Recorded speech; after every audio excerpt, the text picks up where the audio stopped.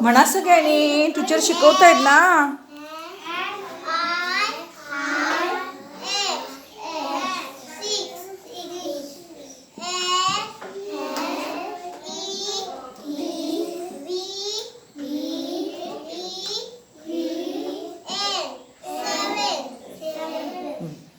E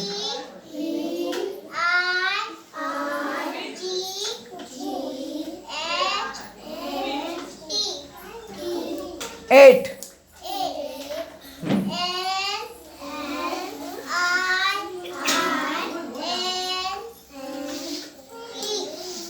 9